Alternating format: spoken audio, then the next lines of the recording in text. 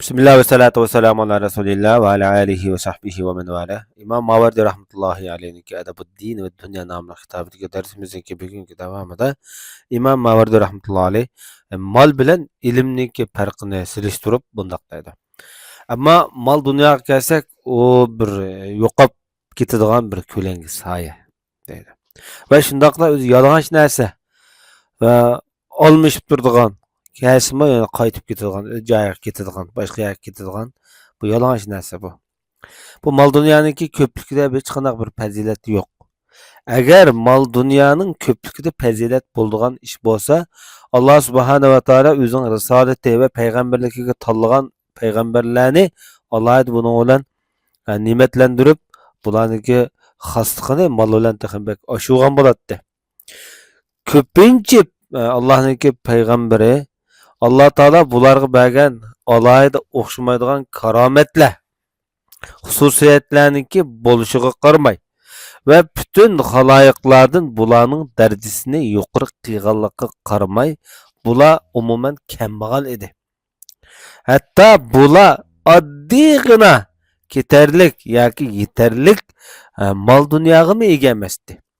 Hech narsaga quvvati yetmaydi bularniki. Faqirlikda bular bir namuna edi deydi.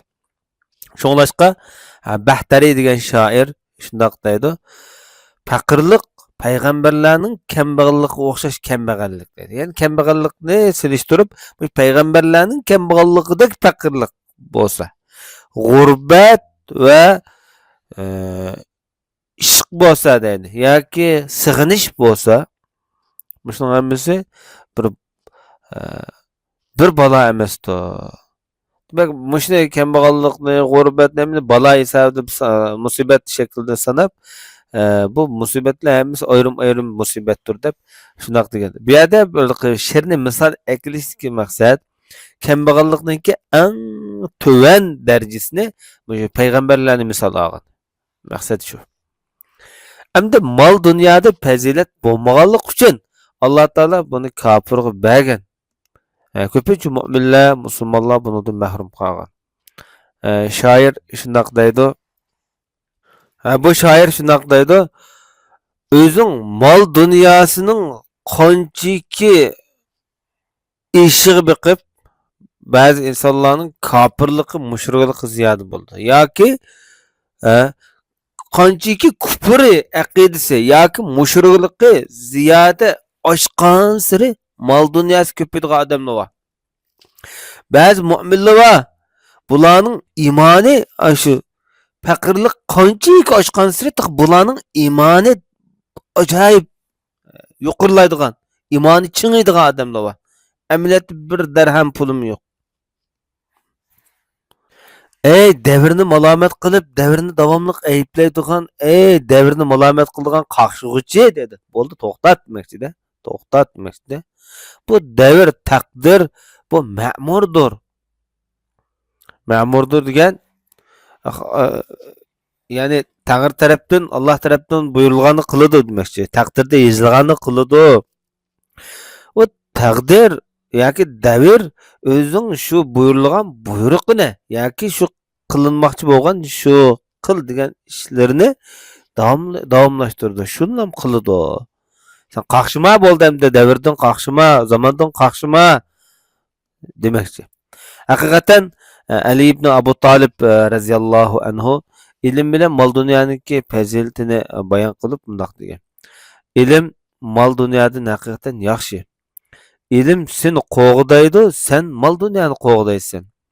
İlim hakimdir, mal mahkumdur deydi.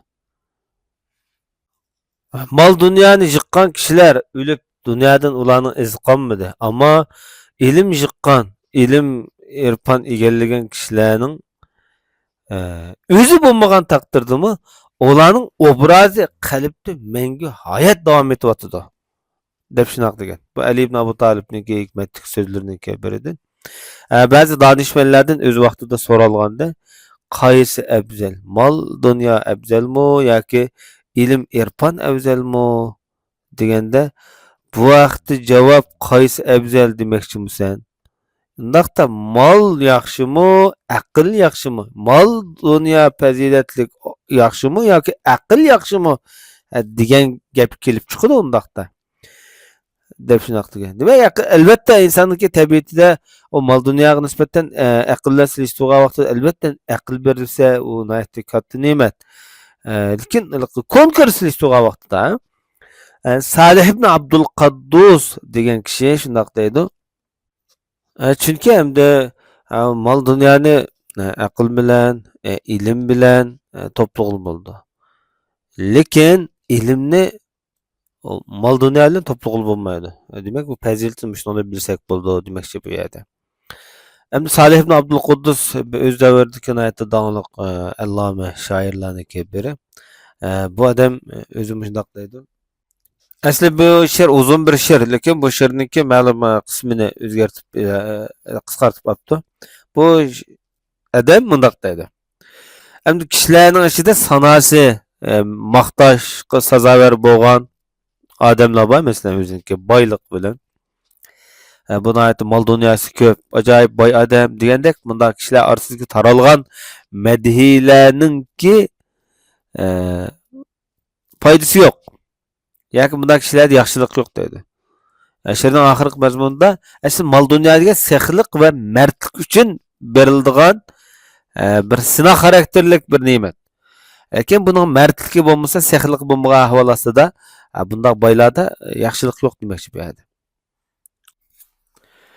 Ba'zida odam o'ziniki yeshiniki cho'ng'ilib qolganligi tufaylidan ilm o'rganishdan o'zini mahrum qo'yadigan avvallar bo'lib qolishi mumkin. Va yoki o'ziniki yosh mezgillarida, kichik yosh paytlarida ilmga sal qarg'anlik tufaylidan cho'ng'ig'anda sal xijil bo'lib, ilm o'rganishdan o'zini tortadigan avvallar bo'lib qolishi mumkin. Undaqda bu odam nodonlikqa rozi bo'lib, nadon degan bir tomon ilishga rozi bo'lgan bo'ldi. Ilm o'rganishniki o'rniga yoki ilmni yangidan boshlashninki o'rniga bu yerda nodonlikni tanlagan bo'ldi-da bu odam undaqda. Bu nima degan vaqtida nodonlikniki aldash vositalariniki biri. O'rinliqniki insonni aldash yoki o'rinliq kesilniki mag'rurona qiyofatlarniki biri. Chunki ilm fazilat bo'lgan ekan, bu yoshlar, cho'nglarningki ilm o'rganishi bo'lgan qiziqishi texmo bu yerda avlash kerakda. Fazilatni boshlash degan bir fazilat. Sening bir nadon, bir qiri chol bo'lishingdan bir o'qurman yoki bir o'rgangan yoki o'rganayotgan bir chol qiri bo'lganing albatta yaxshida bu deydi. Shuningga ba'zi donishmandlarniki bayonida mundaq bir avvallar bo'lganda bir donishmand bir cho'ng bir qiri odamni ko'ribdi-da. Shundoq ilmga qarayib, havaslanib qaraydi ekan-yu, lekin hayo qiladi ekan. Xijil oldi ekan. Bu donishmand bu odamga shundoq debdi. Sening bir oxirgi umring sening yoshligingdan fazilatli bo'ladigan bo'lsa, yana sen xijil olamsan dedi.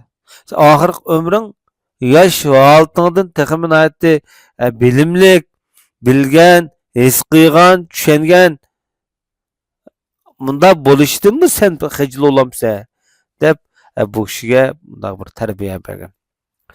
İbrahim ibn Mahdi degan zot bu Harun Rashidniki inisi bo'ldi bu odam. Bu o'z davridagi nihoyat donliq muzikant va shoir Abbosiylar davridagi. Oksi Ma'munniki qishig'i kiribdi. Bu turkum jamoatlar fiqhiy masalalar haqida bu yerda muzokara qilayotgan ekan. Bu odam debdi, aka bular nima deyishyapti hozirlarda debdi-da. Ma'mun so'rabdi. Ma'mun o'ziniki inisi İbrahimdan so'rabdi-da. Taqsir Malani degan gap to'g'riliq nima deylar? Bular ham fiqhiy masalalarni talash-tarjih qilayotgan ekan. Shu to'g'riliq muzokaralarni qilayotganda bu kishiniki ra'yini olmoqchi bo'lardi. İbrahim Mahdiniki.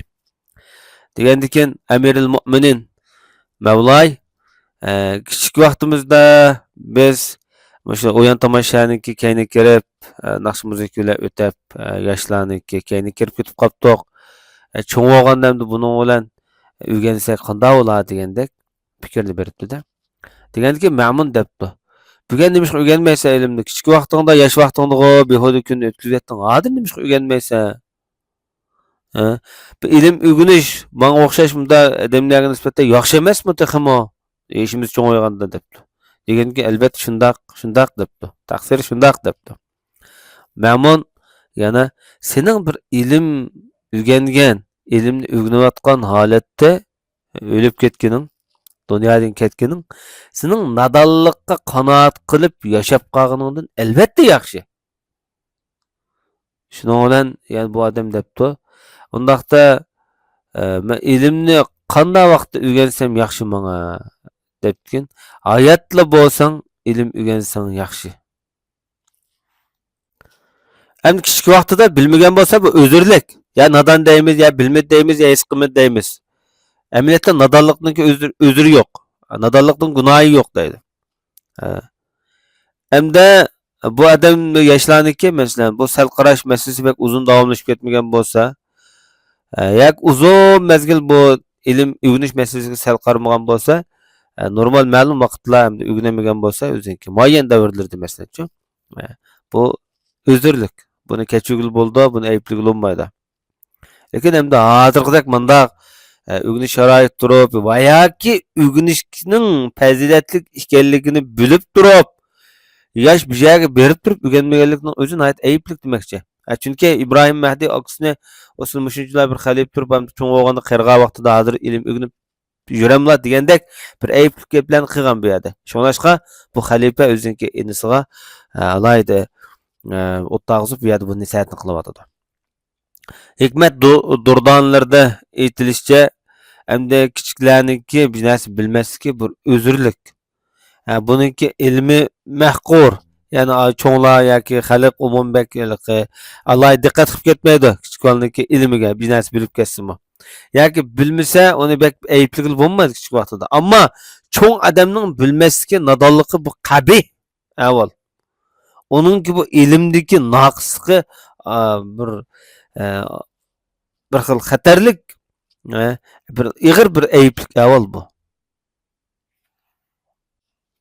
Muşunchilar yoshga yetib turib, bu texmi bir yangidan fazilatlarni egallamasa, ilm egallamasa, bunun kunlari ha deb yana nadonlikda davom etaversa, turlik yaxshiliklardan bu odam yana mahrum qolsa, albatta kichiklar bundan afzal bo'ladi. Chunki kichiklarning kelgusi parlaq bo'lishi mumkin. Bularning bulardagi umid tig'i o'chgani yo'q. Bu qirlar umid o'chdi, lekin bu kichiklar onadan bo'lib qolsa, bu o'zirlik. Chunki bularning umid chirig'i o'chmagandi. Ondaqda seninki ayib nuqsoning yetarli sana. Sen bir hech narsa bilmaydigan kichik bir go'dak bola bilan nadonlikda, bilimsizlikda sen barobar ekansa, albatta bu seninki ayib nuqsoniga yetarli, ig'ir ayib nuqsondir. Definitely. وصلى الله على نبينا محمد وعلى آله وصحبه أجمعين.